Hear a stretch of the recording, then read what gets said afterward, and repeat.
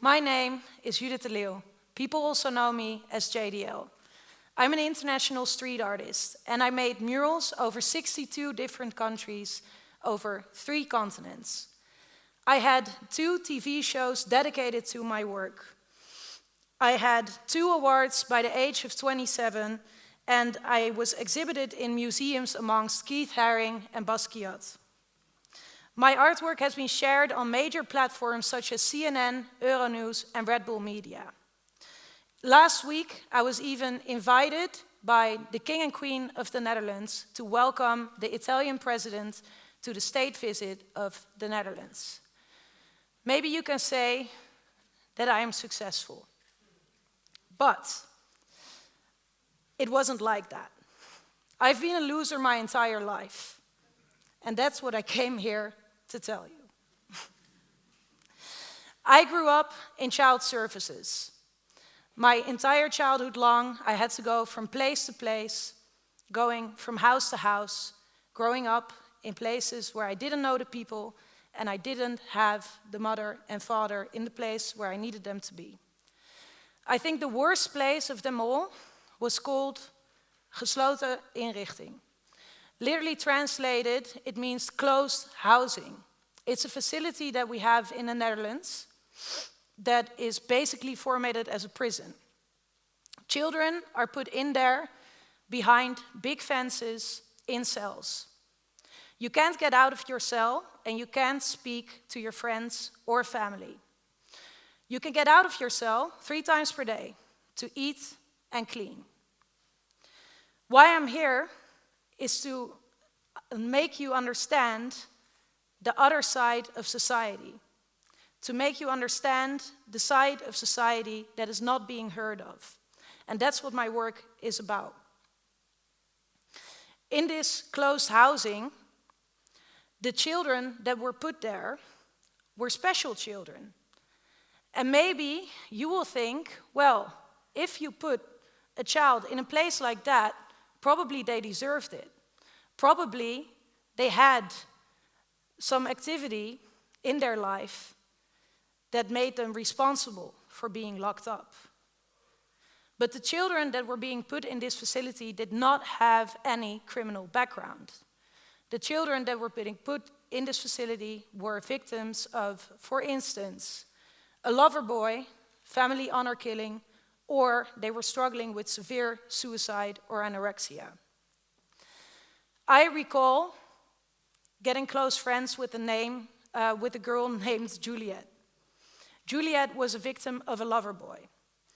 Now, I think it's common sense that victims of a lover boy have a low self-esteem. Juliet did not tell me much about her childhood, but I can imagine that her home situation has not been as loving as she needed if she had such a low self-esteem at just 14 years old. Now, do you realize that it's not her fault? Is it really her fault? Is she being put in this prison-like housing because it's her fault? This is what my work is about. I create work about people that are not being seen and not being heard. People that are not being understood. People that are criminal. People that are victim of racism. People that are victim of LGBT hatred or mental illness. I took this anger with me for the rest of my life of not being heard and being put away behind the wall. Locked away from society, just like Juliet. I dedicated the rest of my life to get people from behind the wall through the wall.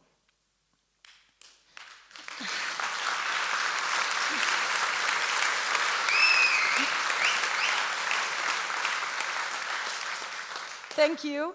I wasn't done yet, though. I don't know if I should walk out right now. I'm just going to continue if you're okay with that. Yeah? Okay, that's good, that's good. So, where was I? Through the wall. I get people through the wall. That's what I've done with racism in Amsterdam. what I've done with LGBT plus in the center of Rome, next to the Vatican, what I've done with breast cancer in the metropolis of Venice, feminism in Kosovo, and much more. Now, this is also how I brought my neighborhood to the center of Amsterdam. Behind me, you can see the LGBT mural in Rome in the middle, and a mural for cancer on the right and vulnerability on the left. This is also how I brought my neighborhood to the center of Amsterdam. I lived in the Bijlmer for 6 years. People that come from the Bijlmer will know what the Bijlmer is like. The Bijlmer turned into a very nice place to live. I lived there very happily for many years. But the Bijlmer has not always been like that. More than 50 years ago, the Bijlmer was being flooded by a migration flood because the Dutch government released the Suriname colony. There was no place left in the Netherlands but in the Bijlmer. Soon, the Bijlmer was overflowed with poverty and criminality, as it turned into a social prison. Right today, in 2022, it's a very nice place to live, but you can still notice the generation to generation to generation social prison. And it became clear to me over the years, but it became most clear to me during one night. One night, I was in my apartment in the Bijlmer, and I heard loud noises coming from my upstairs neighbor. There were sounds that seemed like complete chairs flying through the room, tables that were being ruined. I heard a woman screaming, so I decided to call the police. I was worried that somebody would get hurt. Not much after I called the police, there were gunshots in my hallway. My neighbor was screaming. It appeared to be my other neighbor that was running on my hallway with knives and guns shooting at my Suriname neighbor. The next day, my Suriname neighbor came to my house and she knocked on the door and she came to talk to me. She brought her little daughter, and the daughter looked up on me with a pink Hello Kitty t-shirt and a ribbon in her hair with cherries on top. I remember looking down at the little girl and thinking that this girl will never be able to have the same opportunities as anybody else. This girl will struggle with trauma before she even started her life.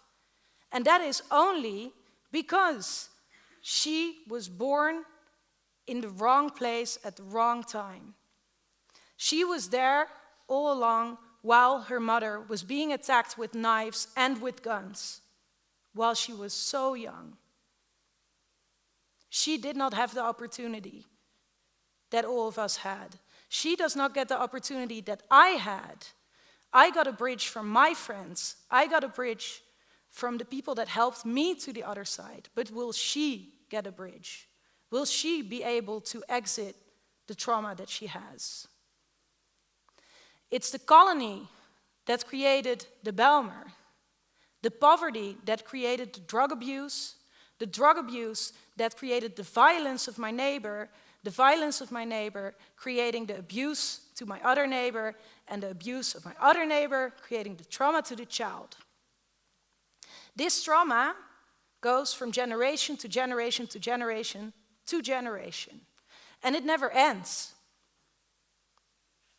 The chance is much higher you will lack in opportunities if you are born in a family of trauma. That's when I realized I bumped into another wall. I created this mural in the center of Amsterdam. it's how I brought my neighborhood to a different universe. It only takes 20 minutes from the Bijlmer to get to Leidseplein. Leidseplein is one of the biggest squares that we have in Amsterdam. It's overflowed with entrepreneurs that make millions each day, tourists that pass by massively, and of course, a lot of people going to parties. I felt when I walked on Leidseplein that nobody knew about us in the Bijlmer. I felt like I lived in an island, another country, maybe. Nobody heard about our story. I spoke to a Suriname friend that was a ballerina, and she explained to me that this is probably the reason why we only had 2 ballerinas of color in the National Ballet. If you struggle with poverty, there's no way that you can pay expensive classes for your child. On top of this entire story, which is maybe even easy to understand, we also had something that is called toeslagenaffaire. Most of you in the room will know what the toeslagenaffaire is. But for the English people that are listening, the toeslagenaffaire is basically about a racist algorithm designed by the government. The algorithm would mark you as a risk profile based on your ethnicity or your place of habitance. Which means, if you are Suriname and live in the Bijlmer, you are a risk profile. You're going to get much more fines and much more tickets than when you are a Dutch woman living in Amsterdam South. That's not fair. That's why I painted her story on this building on Leidseplein that had a sign with it. So everybody could hear about the story that we had in the Bijlmer. Everybody could speak to the Bijlmer.